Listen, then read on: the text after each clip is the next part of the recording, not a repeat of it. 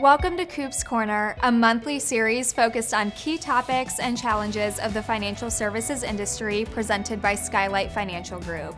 Each month, we sit down with Skylight Financial Group Associate Managing Partner Charles Cooper to address common industry pains head-on and talk about the crucial systems Skylight has in place, not just to differentiate itself in a crowded marketplace, but also to empower the professionals who make up the firm to differentiate themselves and provide a first-class client experience that we believe simply cannot be replicated elsewhere.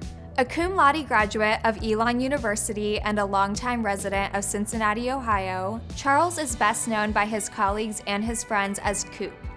He has been helping financial professionals achieve the vision that they have for their practice and their lives since 2003, having achieved some of the highest levels of recognition in the industry over the course of his career. Helping people achieve the success that they never dreamed of in turn is one of the great joys of his life.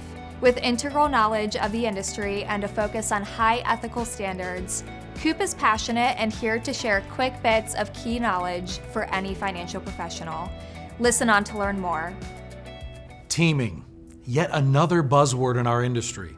What's interesting is when you look around, you typically see two types of teams and one vastly outnumbers the other. One type of team has a group of individuals with clear roles, responsibilities, and shared duties. They also know who does what when, have a very detailed compensation structure with revenue sharing, and they have a well-structured administrative team making sure all the marketing plans are being executed perfectly and the client service model is tight. And then there's the majority of other teams, which in my experience are completely unorganized. Now, obviously no one gets into a teaming situation with intent to create a complete and disorganized practice. It all starts with the same idea. Two or more people do some joint field work together and they see some synergy.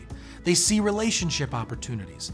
They see how they could add value to the other person, and the whole goal is to say, hey, if we can make 1 + 1 = 4, we should make this team a reality. The problem is, typically it becomes 1 + 1 = 1. So how in the world does that happen? The reality of it is the business is incredibly complex, and without clarity, and I mean without obscene clarity, around roles and responsibilities, it can be incredibly difficult to make a team work. For example, you may have two planners that typically run 8 appointments a week separately for a total of 16 appointments. Then they join a team and they think, hey, because we're on a team now, we can just run 8 appointments a week and we'll gather up all the assets in the household and it'll be so much better. The problem is, it very often may not work out that way.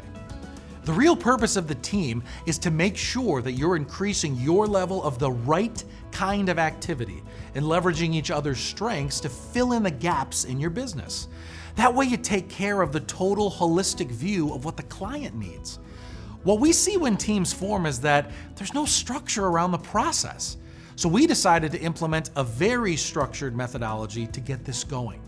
Part of this methodology proposes that it might not be a bad idea to do a DISC personality profile on each of you. See what your profile says before you even get started. How do you learn? How do you engage with people? What types of clients would be best suited for you? And quite frankly, can you and this potential teammate actually get along long term? How many teams out there have never actually had this simple discussion? Partner 1. What are your expectations of this team and the partnership? Partner 2. How does what partner 1 said align with what your expectations are? Oh, they don't line up at all? Maybe we should dive deeper before we form this team. Behind that, you have to have real structure around what your actual business looks like. How do you break down your markets? We all know that every individual in this industry has the majority of their revenue coming from their top clients, which represent a small percentage of their overall book of business. No one argues that point. The challenge then becomes, how do you grow a business when you should be spending your time on only this small portion of your clients, but you find yourself spending the majority of your time on the 80% because of the demand for service and the reactive issues that come up on a regular and consistent basis?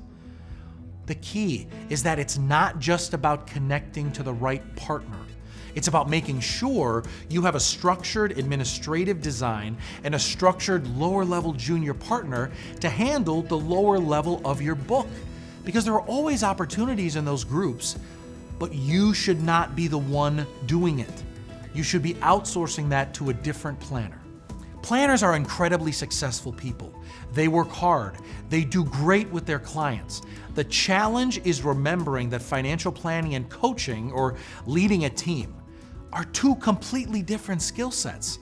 Many times what you find is that the lead planner or planners on the team are not the ones who should be managing the team.